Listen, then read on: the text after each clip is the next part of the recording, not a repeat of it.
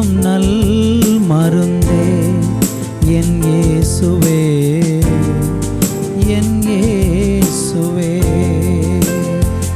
ஜீவன் தரும் நல் மருந்தே என் இயேசுவே, என் இயேசுவே. வழியும் சத்தியமும் ஜீவனுமானவர், வழியும் சத்தியமும் ஜீவனுமானவர். நித்திய ஜீவனை நம்மில் தருபவர், நித்திய ஜீவனை நம்மில் தருபவர். ஜீவன் தரும் நல் மருந்தே என் இயேசுவே, என் இயேசுவே. ஜீவன் தரும் நல் மருந்தே என் இயேசுவே, என் இயேசுவே.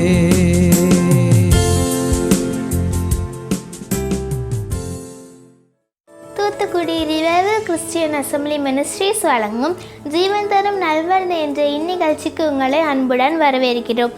இன்றைய நிகழ்ச்சி உங்களுக்கும் உங்கள் குடும்பத்திற்கும் ஆசீர்வாதமாக இருக்கும் என்று நாங்கள் நம்புகிறோம். இப்பொழுதும் நமது ஊழியர் கே. சந்தோஷ் அவர்கள் வழங்கும் தேவ செய்தி இதோ உங்களுக்காக. இந்த நாளிலேயும் கூட நம்ம தியானிக்கும்படியாக சங்கீதம் 27 சங்கீதம் 4வது வசனத்தின் முதல் 2 வார்த்தையை மாத்திரம் நம்ம வாசித்து இன்றைக்கு நம்ம ஆண்டவருடைய வார்த்தையை தியானிக்க போகிறோம். கர்த்தர் நம்மோடு கூட பேசுவாராக. வேதம் சொல்லுகிறது, கர்த்தரிடத்தில் ஒன்றை நான் கேட்டேன், அதையே நாடுவேன். அன்பு தேவ பிள்ளைகளே, இந்த இடத்துல நம்ம வாசிக்கும்போது ஆண்டவரிடத்தில் நம்ம கேட்பதை நாம் அதையே நாடுவோம் என்கிற ஒரு காரியத்தை இங்கே நம்ம பார்க்கிறோம். கர்த்தருக்கு மகிமை உண்டாகட்டும். தேவனிடத்தில் நாம் இந்த பூமியில் வாழும்போது தேவனிடத்தில் எல்லாவற்றையும் கேட்டு பெற்றுக்கொள்ளும் விதமாக தேவன் தம்முடைய நன்மைகளை நமக்கு இந்த உலகத்தில் வைத்திருக்கிறார். அது பூமிக்குரிய நன்மைகளானாலும் சரிதான், பரலோகத்துக்குரிய நித்தியத்துக்குரிய நன்மையானாலும் சரிதான். எப்படிப்பட்ட ஒரு நன்மையானாலும் அதை தேவனை நாம் தேடி அல்லது தேவனை நாடி சென்று அதை பெறுவதே கர்த்தருடைய விருப்பமாக இருக்கிறது. கர்த்தருக்கு மகிமை உண்டாகட்டும். நாம் இந்த நாட்களில் தேடத்தான் நம்ம ஆண்டவரிடத்திலிருந்து நன்மைகளை பெற முடியும், நம்ம ஆசீர்வதிக்கப்பட முடியும். கர்த்தருக்கு மகிமை உண்டாகட்டும். எல்லோரும் சொல்லுவாங்க, கர்த்தரை தேடணும் அப்படி சொல்லுவாங்க. கடவுளை தேடணும், கடவுளை தேடணும். கடவுள் மனுஷனுக்கு தன்னை வெளிப்படுத்தும்படியாக பல வழிகளை ஆண்டவர் வச்சிருக்கிறார். அதில் ரொம்ப பிரதானமான ஒரு வழி என்னென்னா, கர்த்தரை தேடுகிறதின் மூலம் மனுஷனுக்கு தேவன் தன்னை வெளிப்படுத்துகிறார்.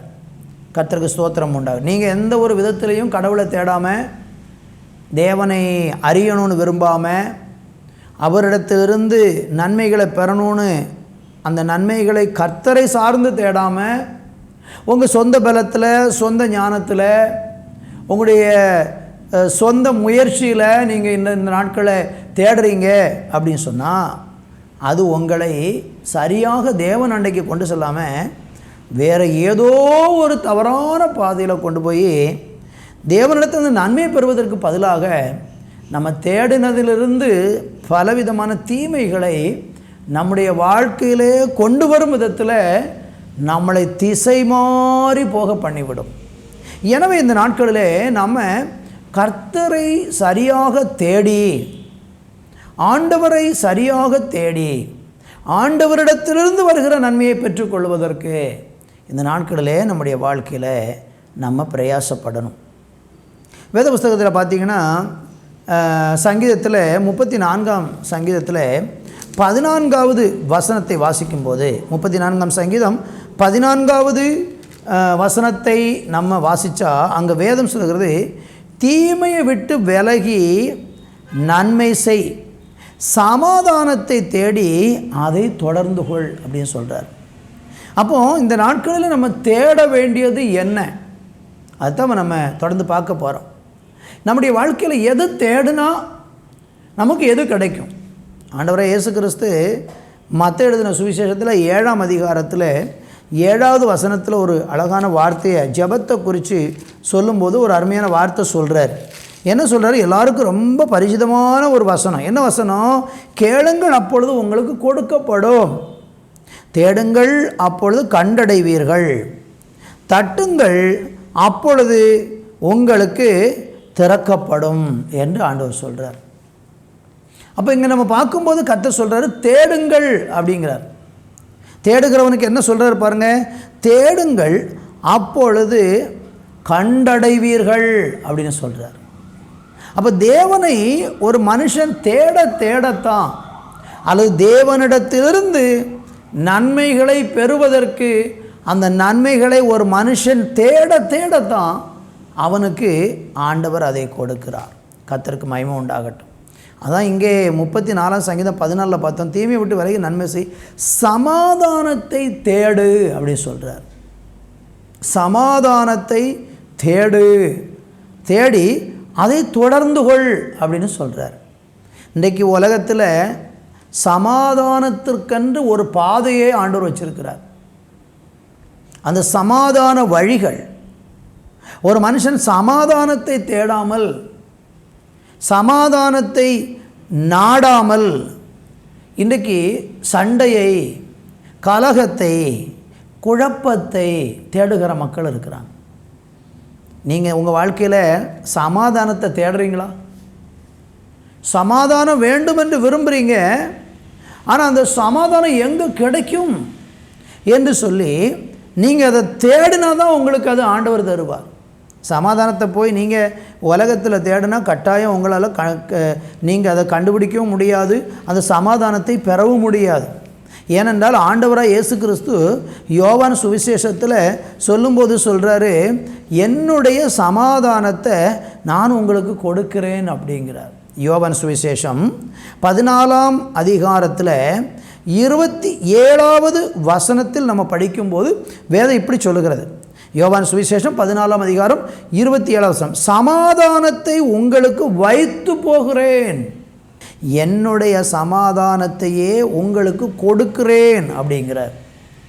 ரெண்டாவது அதில் சொல்கிறார், உலகம் கொடுக்கிற பிரகாரம் நான் கொடுக்கிறதில்லை, உங்கள் இருதயம் கலங்காமலும் பயப்படாமலும் இருப்பதாக. அன்பு தேவ பிள்ளைகளே, இந்த பூமியில் நீங்கள் சமாதானத்தை எங்கே தேடுறீங்க? ரொம்ப அவசியமான ஒரு சிந்தனை இது, புரிந்து கொள்ள வேண்டிய ஒரு சிந்தனை இது. சமாதானத்தை எங்கே தேடுறீங்க? உலகத்தில் தேடுறீங்களா? மதுபானத்தில் தேடுறீங்களா? இன்றைக்கி உலக பிரகாரமான காரியங்களில் போய் அதில் எனக்கு ஒரு நல்ல சந்தோஷம் கிடைக்கும், சமாதானம் கிடைக்கும்னு எதுலையோ போய் தேடிக்கிட்டு இருக்கீங்களா? அதில் உங்களுக்கு சமாதானம் கிடைக்காது, சமாதானம் கிடைக்காது. சிலர் மதுபானத்தை தேடுவாங்க. நீங்கள் நீதிமொழிகளின் புஸ்தகம் 23ஆம் அதிகாரம் 35வது வசனத்தில் நம்ம வாசிக்கும்போது, 23ஆம் அதிகாரம் 35வது வசனத்தை வாசிக்கும்போது அங்கே ஒரு வார்த்தை சொல்லப்படுகிறது, நான் வாசிக்கிறேன். என்னை அடித்தார்கள், எனக்கு நோகவில்லை, என்னை அறைந்தார்கள், எனக்கு சுரணை இல்லை, நான் அதை பின்தொடர்ந்து தேட எப்பொழுது விழிப்பேன். அநேக மனிதர்கள் இந்த நாட்களிலே சமாதானத்தை தேடுவதற்கு பதிலாக பலவிதமான அருவருப்புகளாகிய பாவத்தை தேடுகிறார்கள். மதுபானத்தை தேடி ஒரு மனுஷன் நாடி மதுபானம் இருக்கிற இடத்துல அவன் அதை தேடி போகிறான் என்று சொன்னால் அந்த மனுஷனுடைய வாழ்க்கையில் சமாதானம் கிடைக்காது. இன்றைக்கி மதுபானத்தில் சமாதானம் இருக்குன்னு தேடுறாங்க. மதுபானம் ஒரு மனுஷனுக்கு கட்டாயம் சமாதானத்தை தராது. இந்த வார்த்தையை கேட்டுக்கொண்டிருக்கிற நீங்கள் யாராகிலும் சமாதானம் வேணும், என் உள்ளத்தில் நிறைய கவலை இருக்குது, என் குடும்பத்தில் நிறைய பிரச்சனைகள் இருக்கிறது, அல்லது வேலை செய்கிற ஸ்தலத்தில் எனக்கு பிரச்சனை இருக்கிறது, ஏதோ சில சூழ்நிலைகள் எனக்கு பயம் என்ன பிடிச்சிருக்குது, அதனால் நான் மதுபானம் பண்ணினா எனக்கு நல்ல ஒரு சமாதானமாக இருக்குது, எல்லாத்தையும் மறந்து போயிடுறேன், நான் நிம்மதியாக தூங்குறேன்னு சொல்லி நீங்கள் ஏதோ ஒரு சூழலில் பாதிக்கப்பட்டு மதுபானத்துக்கு அடிமையாகி அது உங்களை ஒரு விரியனை போல ஒரு பாம்பை போல உங்களை தொடர்ந்து வந்து கொண்டிருக்கிறது என்று சொன்னால், இன்றைக்கு நான் உங்களுக்கு சொல்லுகிறேன், மதுபானம் ஒரு மனுஷனுக்கு சமாதானத்தை கொண்டு வராது. அங்கே வேதவசனம் சொல்லுகிறதை பாருங்கள், அழகாக சொல்லப்பட்டிருக்கு 29 வசனத்தில், ஐயோ யாருக்கு வேதனை, யாருக்கு சண்டைகள், யாருக்கு புலம்பல், யாருக்கு காரணமில்லாத காயங்கள், யாருக்கு இரத்தம் கலங்கின கண்கள், மதுபானம் இருக்கும் இடத்திலே தங்கி தாபரிக்கிறவர்களுக்கும் கலப்புள்ள சாராயத்தையும் நாடுகிறவர்களுக்கும் தானே. அருமையான தேவனுடைய பிள்ளைகளே, இன்றைக்கி சாராயத்தை நாடி மதுபானத்தை நாடி ஓடிக்கொண்டிருக்கிறவங்க சமாதானத்தை அங்கே தேடுகிறார்கள். கிடைக்காது. சமாதானம் தருகிறவர் ஒரே ஒருவர் தான் இந்த உலகத்தில் உண்டு, அவர் தான் ஆண்டவராக இயேசு கிறிஸ்து. அவர் சமாதானத்தை எங்கேருந்து கொடுக்குறாருன்னா, என்னுடைய சமாதானத்தை உங்களுக்கு தருகிறேன்னு சொல்கிறார். இதை விட யார் நமக்கு தர முடியும்? ஏன்னா ஆண்டவராகிய தேவன் ரொம்ப சமாதானமாக அந்த உலகத்தில் அவர் இருந்தார். அவர் சமாதான பிரபு என்று சொல்லப்பட்டிருக்கிறது, சமாதான காரணர் என்று வேதம் சொல்லுகிறது. அவரை போல சமாதானத்தை கொடுக்க இந்த உலகத்தில் ஒரு மனுஷனாலும் முடியாது. ஆண்டவராகிய இயேசு கிறிஸ்து ஒருவர் தான் நமக்கு சமாதானத்தை தருகிற தேவனாக இருக்கிறார். கர்த்தருக்கு மகிமை உண்டாகட்டும். யோபுவின் புஸ்தகத்திலே நம்ம வாசிக்கும்போது வேதம் சொல்லுகிறது 34ஆம் அதிகாரம் அதனுடைய 30வது வசனத்தை வாசிக்கும்போது, யோபுவின் புஸ்தகம் 34ஆம் அதிகாரம் அதனுடைய 30வது வசனத்தை வாசிக்கும் வேதம் சொல்லுகிறது, ஒரு ஜனத்துக்கானாலும் ஒரு மனுஷனுக்கானாலும் அவர் சமாதானத்தை அருளினால் யார் கலங்க பண்ணுவான் என்று நம்ம பார்க்கிறோம். கடவுள் ஒரு மனுஷனுக்கு சமாதானத்தை கொடுத்துட்டாருன்னா ஒரு மனுஷன் அந்த சமாதானத்தை நம்மளை விட்டு எடுத்து போடவே முடியாது. அந்த சமாதானம் நமக்குள்ளே எப்பொழுதும் நிலைத்திருக்கிற ஒரு சமாதானம், நிரந்தரமாக இருக்கிற ஒரு சமாதானம், ஒரு நித்திய சமாதானத்தை கர்த்தர் நமக்கு தர்றார். அப்படி சொல்கிறாரு, உலகம் கொடுக்கிற பிரகாரம் நான் உங்களுக்கு கொடுக்க மாட்டேங்கிறார். காரணம் என்ன? உலகத்தில் நம்ம தேடக்கூடிய அந்த சமாதானம் நம்முடைய வாழ்க்கையில் கொஞ்ச காலம் மாத்திரம்தான் இருக்கும், அப்புறம் மறைஞ்சு போயிடும். ஆனால் தேவன் நம்ம கொடுக்குற சமாதானம் நிரந்தரமான சமாதானம். அதனால தான் யோபு சொல்கிறாரு, ஒரு ஜனத்துக்கானாலும் ஒரு மனுஷனுக்கானாலும் அவர் சமாதானத்தை அருளினால் யார் கலங்க பண்ணுவார்கள்? இன்றைக்கி தேவனுடைய பிள்ளைகளை, தேவனை நம்புகிறவங்க எப்படி சமாதானமாக இருக்கிறது? காரணம் என்ன? கர்த்தர் கொடுக்குற சமாதானத்தை இந்த உலகம் என்ன தான் செஞ்சாலும் அந்த சமாதானத்தை நம்மளை விட்டு எடுத்து போடவே முடியாது. அவர் நித்திய காலமான ஒரு சமாதானத்தை நமக்கு தரும். எனவே இன்றைக்கு நான் உங்களுக்கு சொல்ல விரும்புகிறேன், நீங்கள் இந்த சமாதானத்தின் வழியை தேடுங்கள். ஏன் நீங்கள் சமாதானம் இல்லாமல் இருக்கணும்? ஏன் இன்றைக்கும் அழுது புலம்பிக் கொண்டே இருக்கிறீங்க? இவ்வளோ தூரம் சமாதானம் இல்லாத சூழ்நிலையிலையும் ஏன் இன்னும் கர்த்தரை தேட மாட்டேங்கிறீங்க? தேடி பாருங்கள். நிச்சயமாக நீங்கள் அந்த சமாதானத்தை உங்கள் வாழ்க்கையில் என்றென்றைக்குமாக பெற்றுக்கொள்ள முடியும். கர்த்தருக்கு மகிமை உண்டாகட்டும். எனவே இந்த நாட்களில் நம்ம தேட வேண்டியது கர்த்தரை தேடணும், அவருடைய சமூகத்தை நித்தமும் நாடணும். அப்படி கர்த்தரை தேடி அவருடைய சமூகத்தை நாடுகிற பிள்ளைகள் ஆண்டவராலே நிச்சயமாக ஆசீர்வதிக்கப்படுவார்கள். கர்த்தருக்கு மகிமை உண்டாகட்டும். எனவே இன்றைக்கி ஆண்டவரை தேடி பாருங்கள், ஆண்டவருடைய சமூகத்தை கொஞ்சம் தேடி பாருங்கள். எப்படி அவரை தேடணும்? நம்ம பார்த்தோம், கர்த்தரை தேடணும், அவருடைய சமாதானத்தை நம்ம என்ன செய்யணும்? தேடணும் என்று நம்ம பார்த்தோம். இன்னும் நீங்கள் வேதத்தில் படித்து பார்த்தீங்கன்னா, அந்த ஆண்டவரை நம்ம தேடும்போது எப்படி தேடணுமா? முழு இருதயத்தோடு கூட அவரை தேட வேண்டுமாம். எரேமியாவின் புஸ்தகத்திலே நம்ம வாசிக்கும்போது அங்கே 29ஆம் அதிகாரம் அதனுடைய 13வது வசனத்தை நான் இப்பொழுது வாசிக்கிறேன். உங்கள் முழு இருதயத்தோடும் என்னை தேடினீர்களானால் என்னை தேடுகையில் கண்டுபிடிப்பீர்கள். அடுத்த வசனம், நான் உங்களுக்கு காணப்படுவேன் என்று கர்த்தர் சொல்லுகிறார். ஒரு மனுஷன் கடவுளை தேடி கடவுளுடைய சமூகத்தை தேடுகிறான் என்றால் அவன் தன்னுடைய முழு இருதயத்தோடு கூட அவரை தேட வேண்டும். அப்படி தேடினா மட்டும்தான் அந்த மனுஷனுக்கு தேவனை கண்டுபிடிக்க முடியும். முழு இருதயத்தோடு கூட தேடணும். கடவுள் எங்கே இருக்கிறார்? நமக்கு பக்கத்தில் தான் இருக்கார். நீங்கள் தேடினா உடனே வந்து உங்களுக்கு உதவி செய்வார், உங்களுக்கு ஆதரவாக இருப்பார். நம்முடைய இருதயம் அந்த தேவன் மேலே முழு மனம் கொள்ளணும்.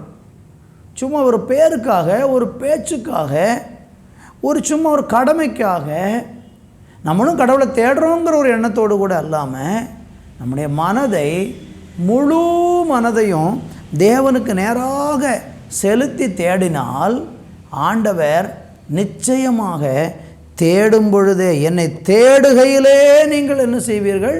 கண்டுபிடிப்பீர்கள் அப்படின்னு சொல்கிறார். ஒரு மனுஷன் சரியான விதத்தில் ஆண்டவரை தேடி அவர் அண்டைக்கு வந்துட்டோம்னா அதுக்கப்புறம் அவன் வாழ்க்கையில் அந்த ஆண்டவருடைய கிரியைகளை அவன் அதிகமாய் பார்க்க முடியும், அதிகமாய் பார்க்க முடியும். கர்த்தருக்கு மகிமை உண்டாகட்டும். நீங்கள் இன்றைக்கி ஆண்டவரை எப்படி தேடுறீங்க? முழு இருதயத்தோடு உங்களால் ஆண்டவரை தேட முடிகிறதா? முழு இருதயத்தோடு அவரை நாடி வர முடிகிறதா? இன்றைக்கி பலரும் கடவுளையும் தேடுவாங்க, உலகத்தையும் தேடுவாங்க. மாத்திரமல்ல, மெய்யான தெய்வத்தையும் தேடுவாங்க, அந்நிய தெய்வங்களையும் தேடுவாங்க. இருதயம் முழு இருதயமாக அவர் மேலே செலுத்த முடியலை. உலக காரியங்களிலையும் பாவ வழிகளிலையும் நடந்து கொண்டே கடவுளை தேடுகிற மனிதர்களும் இருக்கிறாங்க.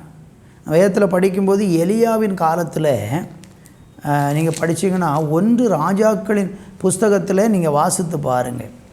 18ஆம் அதிகாரத்தில் நீங்கள் வாசிக்கும்போது அந்த எலியா தீர்க்கதரிசி ஜனங்களை பார்த்து ஒன்று சொல்கிறார். என்ன சொல்கிறார் பாருங்களேன். 18ஆம் அதிகாரம் 21வது வசனம் இப்படி சொல்கிறது, அப்பொழுது எலியா சகல ஜனங்களிடத்திற்கும் வந்து, நீங்கள் எந்த மட்டும் 2 நினைவுகளால் குந்தி குந்தி நடப்பீர்கள். கர்த்தர் தெய்வமானால் அவரை பின்பற்றுங்கள், பாகால் தெய்வமானால் அவனை பின்பற்றுங்கள் என்றான். பார்த்தீங்களா? மனுஷர்கள் முழு மனசோடு இருக்காங்களா? இல்லை. முழு இருதயத்தோடு ஆண்டவரை தேடுறவங்க எப்படி தேடுவாங்க? கர்த்தர் தெய்வமானால் கர்த்தரை தேடுவார்கள். இது தேவனுடைய ஜனங்கள் அந்த காலத்தில் கர்த்தரையும் தேடினாங்க. அந்த காலத்தில் அவர்கள் வாழ்ந்திருந்த அந்த இஸ்ரேல் தேசத்தில் பாகால் என்கிற ஒரு தெய்வத்தை அந்த இஸ்ரேல் தேசத்தில் இருந்த மற்ற ஜனங்கள் பாகால் என்கிற ஒரு கடவுளை அவங்க வணங்கி வழிபட்டு வந்தாங்க. இந்த தேவனுடைய ஜனங்கள் என்ன பண்ணிட்டாங்கன்னா, கர்த்தரையும் தேடினாங்க, பாகால் என்கிற கடவுளையும் தேடினாங்க. அதுக்கு காரணம் என்ன, யாராக இருந்தா அப்படி பார்த்தீங்கன்னா, அன்றைக்கு ஆகாபு என்கிறதான ஒரு ராஜா அன்றைக்கு தேசத்தை ஆண்டு கொண்டிருந்தார். அவருடைய மனைவி எசபேல் என்கிற ஒரு பெண். அவளும் என்ன செஞ்சானா, இந்த பாகால் கடவுளை வணங்குறதுல ரொம்ப தீவிரமாக இருந்தாள். ஜனங்களும் என்ன பண்ணிட்டாங்க, ராஜா இப்படி செய்கிறதுனால இவங்களும் அந்த தெய்வத்தையும் தேடுறாங்க, கர்த்தரையும் தேடுறாங்க. 2 விதமான ஒரு நினைவு, முழு இருதயம் இல்லை. அதனால தான் ஆண்டவர் சொல்கிறாரு, நீங்கள் முழு இருதயத்தோடு என்னை தேடுகையில் என்னை கண்டுபிடிப்பீர்கள் அப்படி சொல்கிறார். உங்கள் மனம் இன்றைக்கு பல இதில் அலைப்பாய்ந்து கொண்டு இருக்கிறதா? உலகத்தில் நிறைய தெய்வங்கள் உண்டு, நிறைய தெய்வங்கள் இன்றைக்கி மக்கள் வணங்கி வழிபட்டு கொண்டு இருக்கிறாங்க. அது அவர்களுடைய நம்பிக்கை, அவங்க அதுக்கு பின்னால் போய்கிட்டு இருக்கிறாங்க. ஆனால் ஒரு மெய்யான தேவன் ஒருவர் இருக்கிறார், வானத்தை பூமியை உண்டாக்கின ஒரு தேவன் இருக்கிறார். அவர் கர்த்தர் என்று பரிசுத்த வேதம் சொல்லுகிறது. அவரை தேடுகிறவர்கள், கர்த்தரை ஒரு மனுஷன் தேடுறான்னா அவன் முழு இருதயத்தோடும் தேடணும். 2ஐயும் 3ஐயும் 4ஐயும் இஷ்டமுள்ளதையெல்லாம் தேடுவதற்கு வேதம் அனுமதிக்கவில்லை. முழு இருதயத்தோடு தேடுகையில் என்னை நீங்கள் கண்டடைவீர்கள் என்று சொல்லி ஆண்டவருடைய வார்த்தை நமக்கு தெளிவாய் சொல்லுகிறது. கர்த்தருக்கு மகிமை உண்டாகட்டும். இன்னும் இந்த தெய்வத்தை எங்கே தேடணும்னு சொல்லி வேதம் நமக்கு சொல்லுகிறது. லூக்கா எழுதின சுவிசேஷத்தில் 24ஆம் அதிகாரம் அதனுடைய 5வது வசனத்தை நீங்கள் வாசித்து பாருங்கள். 24ஆம் அதிகாரம் 5வது வசனத்தை நான் உங்களுக்காக வாசிக்கிறேன்.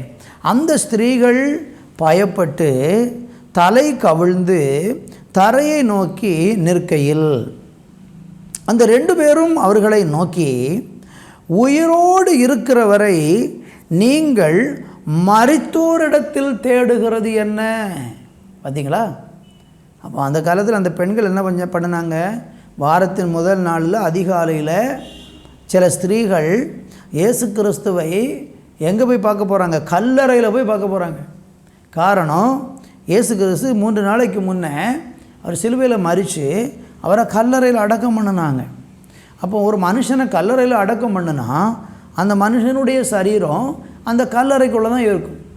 அந்த கல்லறையில் போய் அந்த சரீரத்துக்கு அவங்க என்ன செய்கிறாங்கன்னா, சில தூப வர்க்கங்களெல்லாம் கந்தக வர்க்கங்களெல்லாம் எடுத்து கொண்டு போய் வாசனை திரவியங்களெல்லாம் எடுத்துகிட்டு போய் அந்த சரீரத்தின் மேலே பூசுவதற்காக போகிறாங்க. அப்போ எல்லா மனுஷனும் மரிக்கிறது போல் இயேசு மரிக்கலை. அவர் சிலுவையில் மரித்தது மனுஷனுடைய பாவங்களுக்காக. ஆனால் இயேசு சொன்னார், நான் மரித்து 3ஆவது நாள் உயிரோடு எழுந்திருப்பேன்னு சொன்னார். அப்போ ஆண்டவரை இயேசு கிறிஸ்து இப்போ என்ன பண்ணிட்டாருன்னா உயிரோடு எழுந்துட்டார். ஆனால் இவங்க எல்லா மனுஷனும் மரித்து கிடக்கிறது போல் இயேசு கல்லறையில் இன்னும் மரித்து தான் இருப்பார், எல்லா மனிதன் மரித்தது போல தான் இயேசுவும் மரித்தாருன்னு சொல்லி இவங்க சரியாக தேவனை புரிந்து கொள்ளாமல் மரித்தோரிடத்தில், உயிரோடு இருக்கிறவரை நீங்கள் மரித்தோரிடத்தில் தேடுகிறது என்ன என்று சொல்லி நம்ம அங்கே அந்த தூதன் சொல்லுகிறத பார்க்குறோம். நம்ம இன்றைக்கி கடவுளை மனுஷர்களுக்கு இடையில் தேடுனா நீங்கள் கண்டுபிடிக்க முடியாது. எல்லா மனுஷன் சில இன்றைக்கி மனிதர்களையே கடவுளாக்கிடுறாங்க. மனிதர்களை ஏதோ ஒரு சில காரியங்களில் அவங்க சில காரியங்களை செய்யும்போது உடனே அவங்கள கடவுளாக நினைத்து கொள்ளுகிறாங்க. தேசத்தில் இன்றைக்கி சில பெரிய பிரபலமான ஆட்கள் கூட தங்களை கடவுள்னு சொல்லிடுறாங்க, கடவுள் அவதாரம்னு சொல்லிடுறாங்க. இதெல்லாம் தவறான செயல். மனுஷன் ஒரு நாளும் கடவுளாகவே முடியாது. மனுஷன் ஒரு நாளும் கடவுளை ஆகவே முடியாது.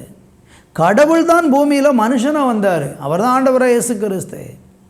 ஆனால் மனுஷன் தன்னை கடவுளாக்கி கொள்ளவோ தன்னை கடவுளுக்கு சமமாகவோ யோசிக்கக்கூடாது. அது பாவம். ஒரு தூதன் கூட என்ன செய்தான் என்றால் தன்னை கடவுளாக சித்தரித்து தன்னை கடவுளை போல மாற்றிக்கொள்ளணும்னு விரும்பினதுனால தான் கடவுள் அவனை தண்டித்தார். அதனால தான் இன்றைக்கு உலகத்தில் பிசாசு வருவதற்கு காரணம் அப்படியாக மாறிவிட்டது. பிசாசு எப்படி அவன் சாத்தானாக மாறினான் என்றால் அவன் கடவுளுக்கு சமமாக தன்னை நினைத்து கொண்டதினால தேவன் அவன் மேலே கோபம் கொண்டு அவன் சாத்தானாக மாறிவிட்டான். ஆனால் இன்றைக்கி மனிதர்கள் கடவுளை எங்கே தேடுறாங்க? மரித்தோரிடத்தில் தேடுகிறாங்க. நீங்கள் மரித்தோரிடத்தில் தேடினா இயேசுவை பார்க்க முடியாது. மனுஷர்கள் அந்த மனுஷன் இந்த மனுஷன் பலரை நீங்கள் கடவுளாக்கி இப்படி கடவுளை நீங்கள் மனுஷர்களிடத்தில் போய் தேடினா பார்க்கவே முடியாது. கடவுளை அப்படின்னா எங்கே தேடுவது?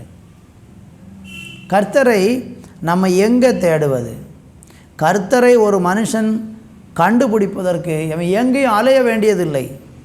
கர்த்தர் எழுதி கொடுத்த இந்த பரிசுத்த வேத புஸ்தகத்தில் இந்த வேத வார்த்தைகளை நீங்கள் வாசிக்கும்போது இந்த பரிசுத்த வேதாகமத்துக்குள்ளே ஒரு மெய்யான கடவுளை குறித்து எழுதப்பட்டிருக்கிறது. அந்த மெய்யான கடவுளை நீங்கள் இந்த வேதத்தை படிக்க படிக்க அறிந்து கொள்ள முடியும். கர்த்தரை அறிந்து கொள்வதற்கு இதுதான் ஏற்ற ஒரு நல்ல வழியாக இருக்கிறது. இந்த பரிசுத்த வேதாகமம் மனுஷனால் எழுதப்பட்டிருந்திருக்கலாம், மனுஷர்கள் தான் இதை எழுதியிருக்கிறாங்க. ஆனால் அதுக்கு பின்னால் இதை எழுதுவதற்கு காரணமாக இருந்தவர் கர்த்தர். 40ற்கு அதிகமான மனிதர்கள் இந்த வேத புஸ்தகத்தை எழுதியிருக்கிறாங்க. ஆனால் அவர்கள் யாருமே தங்களுடைய சொந்த புத்தியினாலே அதை எழுதவில்லை. தேவ ஆவியினாலே அவர்கள் ஏவப்பட்டு இந்த பரிசுத்த வேதாகமத்தை அவர்கள் எழுதியிருக்கிறார்கள் என்று இந்த வேதமே அதற்கு நமக்கு தெளிவான சாட்சி கொடுக்கிறது. கர்த்தருக்கு மகிமை உண்டாகட்டும். 2 பேதுருவின் புஸ்தகத்திலே 1ஆம் அதிகாரம் 20-21 வசனங்களை நான் வாசிக்கிறேன். வேதத்தில் உள்ள எந்த தீர்க்க தரிசனமும் சுய தோற்றமான பொருளை உடையதாய் இராதென்று நீங்கள் முந்தி அறிய வேண்டும். அழகாக சொல்லப்பட்டிருக்கு. அடுத்த வசனம், தீர்க்க தரிசனமானது ஒரு காலத்திலும் மனுஷனுடைய சித்தத்தினாலே உண்டாகவில்லை. தேவனுடைய பரிசுத்த மனுஷர்கள் பரிசுத்த ஆவியினாலே ஏவப்பட்டு பேசினார்கள். அப்போ இந்த வேத புஸ்தகம் மனுஷிகமாய் எழுதப்படவில்லை. இது சுய தோற்றத்தினால, எந்த தீர்க்க தரிசனமும் சுய தோற்றமான பொருளை உடையதா இராதென்று நீங்கள் முந்தி அறியணுங்கிறார். அடுத்து, நீங்கள் தீர்க்க தரிசனமாக ஒரு காலமும் மனுஷனுடைய சித்தத்தினால உண்டாகவில்லை. இந்த பைபிள் மனுஷர்களாக உட்கார்ந்து எழுதலை. பரிசுத்த தேவனுடைய பரிசுத்த மனுஷர்கள் பரிசுத்த ஆவியினாலே ஏவப்பட்டு பேசினார்கள். மனுஷர்கள் பரிசுத்த ஆவியானவரால் தூண்டப்பட்டு பரிசுத்த ஆவியானவர் அவங்களுக்கு வெளிப்படுத்தி இந்த வேத புஸ்தகத்தை எழுதினார். நீங்கள் உதாரணத்துக்கு நான் ஒரு உதாரணம் சொல்கிறேன். பரிசுத்த ஆவியானவர் தான் இந்த வேத புஸ்தகத்தை எழுதினார் என்று சொன்னால் அதற்கு தேவன் தான் இதற்கு பின்னால் இருந்து செயல்பட்டார் என்றால் அதற்கு ஒரு உதாரணம் சொல்கிறேன். நீங்கள் பாருங்கள், மத்தேயு என்கிற ஒரு சுவிசேஷம், மார்க் என்கிற ஒரு சுவிசேஷம், லூக்கா என்கிற ஒரு சுவிசேஷம், யோவான் என்கிற ஒரு சுவிசேஷம். இந்த 4 சுவிசேஷங்களையும் 4 மனிதர்கள் எழுதியிருக்கிறாங்க பரிசுத்த ஆவியில் ஏவப்பட்டு. 4 பேரும் இதை எழுதும்போது ஒருவரை ஒருவர் சந்திக்கவில்லை, ஒருவரோடு ஒருவர் பேசவும் இல்லை, ஒரு ஸ்தலத்திலிருந்தும் எழுதவில்லை, ஒரு காலத்திலும் எழுதவில்லை. 4 மனிதர்கள் 4 ஸ்தலத்திலிருந்து 4 காலகட்டங்களில் ஒருவரை ஒருவர் சந்திக்காமல் 4 சுவிசேஷத்தை எழுதினார்கள். ஆனால் அந்த 4 சுவிசேஷமும் ஒரே கருத்தை, ஒரே காரியத்தை, ஒரே இயேசுவை குறித்து, அவருடைய அற்புதங்களை குறித்து, அவருடைய கிரியைகளை குறித்து, அவர் பிறந்ததை குறித்து, வாழ்ந்ததை குறித்து, மரித்ததை குறித்து, உயர்த்ததை குறித்து ஒரே மாதிரியாக சொல்லப்பட்டிருக்கிறது. ஒரு புஸ்தகத்தில் அந்த சம்பவத்துக்கு கொஞ்சம் விளக்கம் அதிகமாக இருக்கும், ஒரு புஸ்தகத்தில் அதனுடைய விளக்கம் கொஞ்சம் குறைவாக இருக்கும், ஒரு புஸ்தகத்தில் வசனங்கள் கூட இருக்கும், இன்னொரு புஸ்தகத்தில் வசனங்கள் குறைவாக இருக்கும். ஆனால் 4 சுவிசேஷத்தையும் நீங்கள் ஒன்றாக இணைச்சி பார்த்தீங்கன்னா இயேசு கிறிஸ்துவை குறித்து பூரணமான ஒரு வெளிப்பாடு, பூரணமான அவருடைய கிரியை 4 சுவிசேஷங்களுக்குள்ளேயும் ஆண்டவர் அடக்கி வைத்திருக்கிறார். எவ்வளோ அற்புதம் பார்த்தீங்களா? இதுதான் பரிசுத்த ஆவியினாலே எழுதப்பட்டது. அப்படியானால் இந்த பரிசுத்த வேதாகமத்தை நாம் வாசிக்க வாசிக்க வாசிக்க இந்த பரிசுத்த வேதாகமம் நமக்கு ஒரு மெய்யான கடவுளை வெளிப்படுத்துகிறது, ஒரு ஜீவனுள்ள கடவுளை வெளிப்படுத்துகிறது.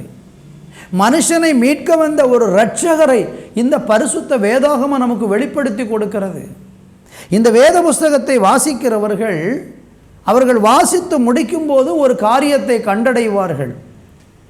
வானத்தையும் பூமியை உண்டாக்கின ஒரு கடவுளை இந்த பரிசுத்த வேதாகமத்திலே அவர்கள் கண்டுபிடிப்பார்கள். 2வது, இந்த வேதத்தை ஒரு மனுஷன் வாசித்து வாசித்து வாசித்து அவன் முடிக்கும்போது தான் யாரென்று தன்னை குறித்து அவன் கண்டுபிடிக்கிறான். அந்த மனுஷன் உலகம் என்ன என்பதை அறிந்து கொள்ளுகிறான், நித்திய வாழ்வு என்றால் என்ன என்பதை அறிந்து கொள்ளுகிறான், பாவம் என்றால் என்ன என்பதை அறிந்து கொள்கிறான். இப்படி நிறைய உண்மைகளை இந்த பரிசுத்த வேதாகமத்தின் மூலம் அறிந்து கொள்ளுகிறான். அதில் சிறந்தது என்னவென்றால் தேவனை அவன் கண்டடைகிறான். அவன் மரித்தவர்களிடத்தில் அல்ல, இந்த வேத புஸ்தகத்தில் தேடும்போது அவன் தேவனை கண்டடைய முடிகிறது. கர்த்தருக்கு மகிமை உண்டாகட்டும். என்னை கவனித்து கொண்டிருக்கிற அன்பு தேவனுடைய பிள்ளைகளை, நீங்கள் உங்கள் வாழ்க்கையிலே இதுவரையிலும் இந்த மெய்யான தெய்வத்தை அறிந்திருக்கிறீர்களா? வானத்தையும் பூமியை உண்டாக்கின தெய்வத்தை நீங்கள் அறிந்திருக்கிறீங்களா? கட்டாயம் நீங்கள் அறிய வேண்டியது அவசியம்.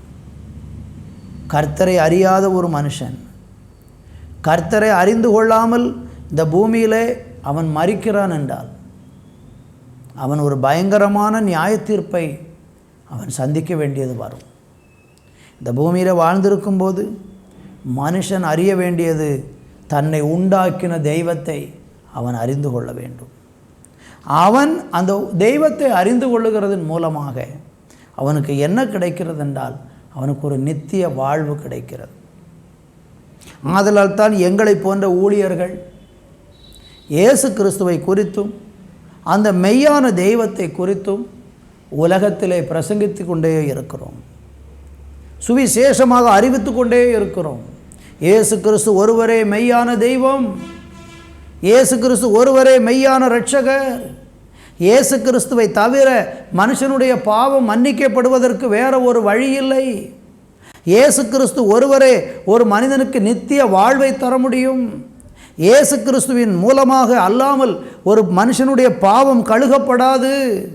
இயேசு கிறிஸ்துவை தவிர ஒரு மனிதன் மோட்சத்துக்கு போக முடியாது, பரலோகத்திற்கு போக முடியாது, நித்திய வாழ்வை அடைய முடியாது என்கிற சத்தியத்தை ஏன் நாங்கள் பிரசங்கித்து கொண்டிருக்கிறோம் என்றால், இந்த தேவனை அறியாத இருக்கிற மனிதர்கள் கட்டாயம் அவங்க ஒரு பயங்கரமான நியாய தீர்ப்பை அவங்க சந்திக்க நேரிடும். எனவே இன்றைக்கு நீங்கள் இந்த தெய்வத்தை அறிந்து கொள்ளுங்கள். அவர் ரொம்ப தூரமாக எல்லாம் இல்லை. நீங்கள் எங்கே இருந்து கொண்டு அவரை கூப்பிட்டாலும் அவர் வந்து உங்களுக்கு உதவி செய்வார். அவரை தேடுங்கள், முழு இருதயத்தோடு கூட தேடுங்கள். மனுஷர்களிடத்தில் தேட வேண்டாம், பரிசுத்த வேதாகமத்தில் அவரை தேடுங்கள். நாங்கள் உங்களுக்கு அதை அறிவிக்கிறோம். நீங்கள் இன்றைக்கு தேவனை தேட உங்கள் வாழ்க்கையில் இடம் கொடுத்து ஆண்டவர் பக்கம் வருவீர்கள் என்றால் நிச்சயமாக இந்த தேவன் இந்த பூமியிலும் நித்திய வாழ்விலும் உங்களுக்கு நிறைவையும் மகிழ்ச்சியையும் மேன்மையும் தந்து உங்களை அவர் ஆசீர்வதிக்கப் போகிறார். இப்பொழுது நான் உங்களுக்காய் ஜெபிக்கப் போகிறேன். என்னோடு கூட சேர்ந்து நீங்களும் கண்களை மூடி இந்த ஜெபத்தை ஏறெடுத்து பாருங்கள். கர்த்தர் உங்களை ஆசீர்வதிக்கப் போகிறார். நல்ல தகப்பனே, இந்த வேளைக்காக நன்றி. இந்த அருமையான வேளையிலே யாரெல்லாம் என்னோடு கூட சேர்ந்து இந்த ஜெப நேரத்தில் ஜெபிக்கும்படியாக உம்மை நோக்கி பார்த்து கொண்டிருக்கிறார்களோ, நான் கர்த்தரை அறிய விரும்புகிறேன். இந்த தெய்வம் எனக்கு வேண்டும், அவருடைய சமாதானம் எனக்கு வேண்டும், நான் அவரை என் வாழ்க்கையில் ஏற்றுக்கொள்ளுகிறேன் என்று இந்த தேவனை ஏற்றுக்கொள்ள யார் முன்வருகிறார்களோ இன்றைக்கு அவர்கள் மேல் தேவனுடைய இரக்கத்தின் கரம் வரட்டும், தேவனுடைய பாவ மன்னிப்பு வரட்டும், தேவனுடைய ரட்சிப்பு வரட்டும், தேவனுடைய சமாதானம் வரட்டும். உலகத்தில் தேடக்கூடிய சமாதானத்தை பெற முடியாமல் நிம்மதியும் சந்தோஷத்தையும் இழந்து போனவர்களாக வேதனை வருத்தங்களிலே வாழ்ந்து கொண்டிருக்கிற அநேக மனிதர்கள் தேசத்தில் உண்டு. இன்றைக்கு உம்மை தேடுகிற பிள்ளைகள் தேடும்போது முழு இருதயத்தோடு உம்மை தேடும்போதே கண்டடைவார்கள் என்று சொன்ன வார்த்தையின்படி அவர்கள் உம்மை கண்டுகொண்டு ஆசீர்வதிக்கப்பட நாங்கள் ஜெபிக்கிறோம். கர்த்தர் அப்படி செய்ய போகிற நல்ல கிருபைக்காக உமக்கு ஸ்தோத்திரம். துதி கன மகிமை யாவை உமக்கு செலுத்துகிறோம். பெரிய காரியங்களை செய்யும் இயேசுவின் நாமத்தில் ஜெபிக்கிறோம் பிதாவே, ஆமேன், ஆமேன். அன்பு தேவ பிள்ளைகளே, இந்த நாளிலே ஆண்டவர் உங்களோடு கூட பேசியிருக்கிறார். இந்த இயேசுவை குறித்து நீங்கள் இன்னும் அதிகமாய் அறிய வேண்டும். இந்த இயேசு கிறிஸ்துவின் மூலம் கிடைக்கப் போகிற அல்லது பெற வேண்டிய சமாதானத்தை நீங்கள் பெற்றுக்கொள்ள விரும்புகிறீர்கள் என்றால் எங்களோடு தொடர்பு கொள்ளுங்கள். தொலைபேசியிலே காண்கிற அந்த எண்ணுக்கு நீங்கள் எங்களோடு தொடர்பு கொண்டால் உங்களுக்காக நாங்கள் ஜெபிக்க ஆயத்தமாக இருக்கிறோம். கர்த்தர் உங்களை ஆசீர்வதிப்பாராக. ஆமேன், ஆமேன். அன்பான மாணவர்களே, கர்த்தருடைய வேதம் குறைவற்றதும் ஆத்துமாவை உயிர்ப்பிக்கிறதுமாய் இருக்கிறது என்று நாம் வேதத்தில் வாசிக்கிறோம்.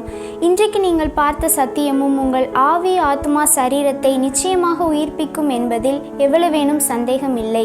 மீண்டும் அடுத்த வார நிகழ்ச்சிக்காக ஜெபத்துடனும் எதிர்பார்ப்புடனும் காத்திருப்போம். கர்த்தர் உங்களை ஆசீர்வதிப்பாராக. ஆமென். Our address: Revival Christian Assembly Ministries, 17 Bar 3, Brainagar 2nd Street East, Chuchaguri. Contact 944 277 8986.